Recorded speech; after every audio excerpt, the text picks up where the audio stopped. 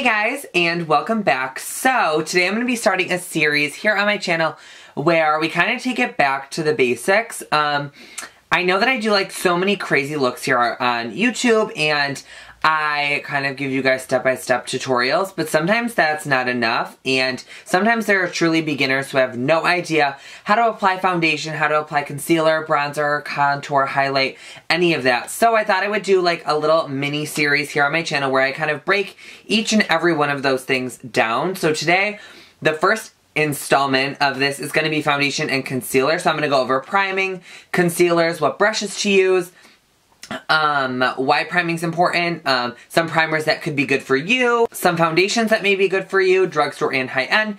So I hope you guys do enjoy this little series. I thought that it would help some of you guys out who are maybe beginners and have no idea, maybe have never worn makeup, or you guys just want to know my tips and tricks for how I learned all of this and what I am currently doing now. So the video is going to be a little bit longer because I am going to take you guys step by step through everything, and I'm going to talk through it. Obviously, I did not do a tutorial on these eyes. I mean, they're kind of pretty simple, but if it's something you guys want to see, let me know in the comments down below, and let me know what you guys want to see maybe from this series. If there's anything that I didn't mention and you guys want to see, let me know in the comments below, and I will definitely get those videos up for you. So without further ado, if you guys want to learn beginnings of foundation and concealer, then just keep watching. Guys, I have tons of primers right here that I'm going to go in with first, and I think priming is super important. There's a lot of other people out there that don't think it's worth it. They don't like what it does, but to me, like, I absolutely have to prime. So this is one of my favorites. It's the MakeupForever Step 1 Equalizer in Smoothing. This is good if you have pores or any texture on your skin. It's just going to help even all of that out. The next one that I've kind of been really obsessed lately with is the POREfessional by Benefit. This is the little mini one. They do have a bigger one, so this one is really good to help with filling in pores, texture, fine lines. I don't notice it keeping me matte, but some say that it does. To me it doesn't, but this one is great for filling in pores. This is the Becca Evermatte Poreless Perfecting Primer. Like, once again, a mouthful. And I love this stuff. I always will apply with a silicone-based primer first, and then I will go in with this after in my T-zone. So yeah, so those are my favorite primers, and like I said, some people say that primers don't really help them that much. I think that they help me so much. Sometimes people say that it causes their foundation to like bead and stuff on their skin, but that can just be because your moisturizer and your primer don't mix well together, causing the foundation to bead. So you kind of just have to play around with that and see what's going to work with what and what's not, because I don't have like a list of ingredients that don't work together. I'm going to first start by priming, and I'm going to use the POREfessional. And the way that I like to apply this primer is with my fingers, and I like to just take a little bit on the back of my hand, and then I really just like to push this in. I feel like this is what really gets it to fill in the pore, because you can just like wipe it all over your face. That's not going to do anything, but when you push it in, you're getting it in every angle possible to fill in the actual pore. So that's why I like to take my time with priming and just really truly press, because all my pores are in this area, so I really am pressing it into the skin so it just kind of melts in with it. Do the same thing to the other side, and I just push it in everywhere, and every nook and cranny on my face. I just push. And when you're filling in a pore, it kind of does help with keeping you on the matte side, but I think wearing this alone does not keep me matte throughout the day. And then I just take a little bit and up through my forehead, because I do get those like eyebrow lines. So filling it in with like a silicone-based primer helps fill in those lines so they're not as noticeable until, you know, you get some Botox. So I just kind of fill in that. And then I'm going to go in with that Becca one that I was talking about. And I just apply the littlest amount of this, because this really will dry the shit out of your skin. So just a little bit, and I take it and I just apply it like in patting motions in the areas where I'm super oily. So that is on my cheeks right here. I get really oily here, on the tip of my nose, and then also on my forehead. It's super important to make sure you're applying it everywhere. So those are the areas where I get oily. If you get oily in tons more places, or if you get dry and tons more places, focus it on where you guys need the most. Some people like to do concealer before foundation. I like to do foundation first. I'm going to be taking the Sephora Tint Infusion foundation in the number 20. Yes, I am on the fair side, so don't kill me. Another one of my favorites is the TooFaced Born This Way foundation. This is great if you have normal to dry skin. I'm not going to say it's great for oily skin. It looked beautiful on me unless you like that natural glow. But this one, great for dry skin. The brushes you can use for foundation.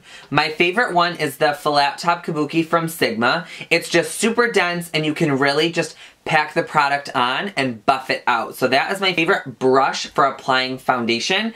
Sigma also has the HD Kabuki, which is literally the same thing, just shaped differently. This one just helps get in every nook and cranny, so you can get under your eye, you can get in between your brows, you can get everywhere with this brush, so I like that one. It's the same thing, just in a different shape.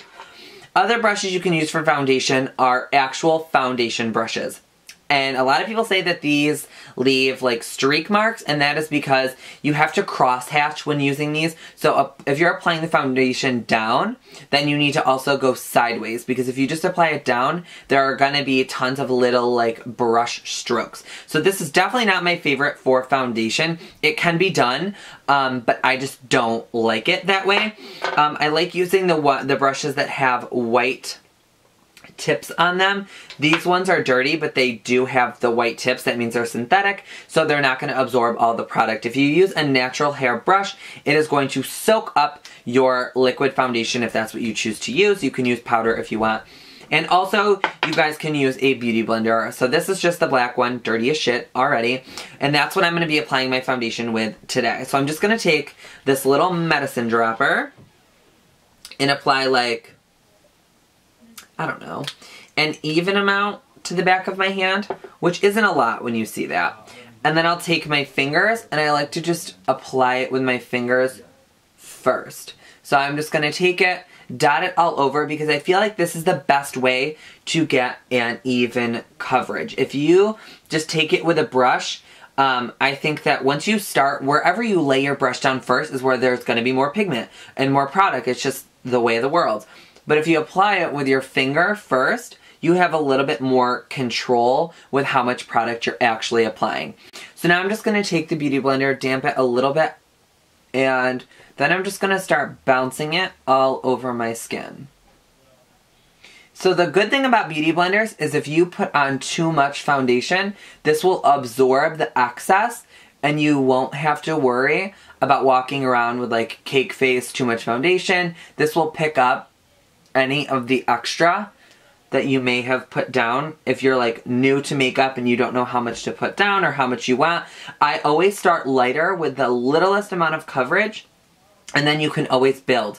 It is way too hard and almost nearly impossible to take away, but you can always add more. Just bouncing this around my skin, I feel like it works the best. Some people swipe it, some people press and roll. I used to press and roll on clients, I liked that. But on me, I think I can be a little bit more harsh, and I can kind of just bounce it around and push the product into my skin. So this is just my favorite way to apply the foundation. I think that it just helps really smooth it out, because there is a little bit of dampness in here. It just evens it out and it doesn't make it look cakey at all. Then after that, your foundation is done. I don't take it under my eyes because we're going to be applying concealer there, and I feel like if you apply a full coverage or a medium coverage foundation under your eye plus concealer, it's just going to cake a little bit faster. So I just like to leave my under eyes alone, so once my foundation's on, I look like sickly and dead. Next is concealer. So I'm going in with the Maybelline Fit Me concealer in number 10. This is super affordable and I really like it. It's nice long wearing, medium coverage. So a couple other ones that I grabbed are the NARS All Day Luminous, or the NARS Radiant Creamy, and this is super similar to the Maybelline one, just a little bit more coverage I feel like. And then the Naked Weightless Concealer, which is another one of my favorites. So I say, and I brought out a cream concealer just to show you guys, these cream concealers are not for under your eyes. Do not apply these under your eyes. They're The consistency is way too thick for under your eyes, and it's going to cake and it's going to look crepey and disgusting. I used to apply this under my eyes and I thought it looked great. It literally looked terrible. So don't apply cream under your eye. I just think that it looks, ugh, like a thick, heavy cream like this MAC Studio Finish. Like, no. Another one is a corrector, and I wanted to show you guys this just because some people have really super dark under eyes. I don't like, mine's not terrible that concealer won't cover, and this is Erase Paste by Benefit in number 2, and it just has a pink, like, salmon color to it, and that'll just help cancel out the under eyes. So if you guys are someone that has like super dark under eyes, or you suffer from that, or lack of sleep, or you're a new mom, or any of that, then pick that up, because that is literally so gorgeous and it works so well. I just don't really need it. So I'm just going to take the doe foot applicator and I'm just going to apply just 4 little lines under my eye. Okay? So the reason I apply the lines under my eye is because I used to just like draw like a full-on triangle underneath my eye, and I was applying way too much product and I was wasting it and I was going through it so quickly. So just apply the lines and you can always add more. Like I said, you can always add more, but you can't take away. So now I'm just going to even out this highlight, and I'm going to take it on the upper part of my forehead and like do 3 little lines like that, down the bridge of my nose, and on my chin. You always want to make sure, if you're going to apply your concealer a little bit lighter, that you even it out, or it's going to look kind of crazy to have a really light under eye and then like a really like dark outer side. So I like to just take it and even it out. And now I'm just going to take a beauty blender and just do the same thing that we did with the foundation and just push it into the skin. So the same thing is going to happen with this. If you end up applying too much concealer, this is going to absorb the excess, and then you're going to be left with like a beautiful flawless amount on your face.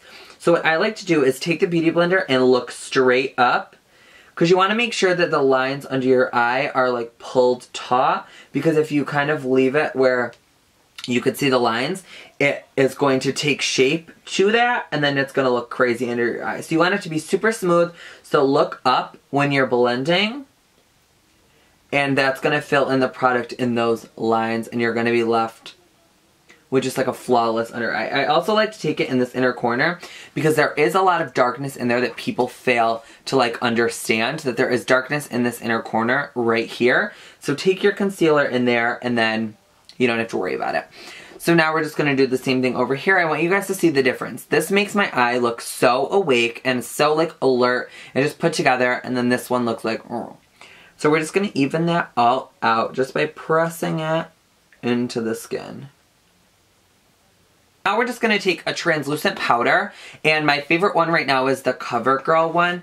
It kind of all depends on what you want. So you can always take a foundation powder, which is going to give you a little bit more coverage, because translucent powder isn't going to give you any coverage. It's just going to take the coverage you have on your face now and set it. So that's why I like to make sure I get all the coverage out of the way with my liquids and creams, or whatever I want to do. I'll get all my coverage done out of the way with that, because if you apply like a full coverage liquid foundation on top of a full coverage powder, it's going to cake super easily and it's just going to look terrible. So that's why I say build as much up as you can with the liquid first, and then set with a translucent, and then you'll be left with like really smooth, really full coverage skin without being cakey. Then I'm just going to take a natural hair brush, and I'm just going to pick up some of the powder and just push the powder into my skin. There, see how I've never swiped, I've just always pushed, because if you swipe the product around, it's going to move the product all over your face, and you're going to have no coverage in some areas, and it's going to be super uneven, look patchy, and all of that. So I like to let this sit for a couple minutes, and yeah, and then I will finish the rest of my makeup. Another thing that I think is super important is a setting spray. Once you are all done with your face and you put all of this work in, you want to make sure that you lock it in so it's there all day, and I love the Max Fix Plus. It has glycerin in it, so it helps keeps things together. I've noticed that my foundation doesn't break up anymore, and it just takes away that powdery look and makes you look flawless. So that is the first installment of my Back to Basics series. I hope you guys did enjoy that video and you guys learned something. Let me know if this was helpful to you guys, and if there's any other questions you guys have, please leave them down in the comments below and I will definitely answer them. I will list everything that I've discussed and talked about in this video in the description bar and where you can get it, so it makes it a little bit easier for you guys. And if there's any other questions, like I said, leave them down in the comments for me, and let me know also other basic things you want to know, because I want to do eyebrows, I want to do contouring, highlighting, maybe some basic eyeshadow looks. So let me know what you guys want to see down below. Don't forget to subscribe if you have not already. The button is somewhere down there. You guys know the drill. And I will see you guys all in my next one.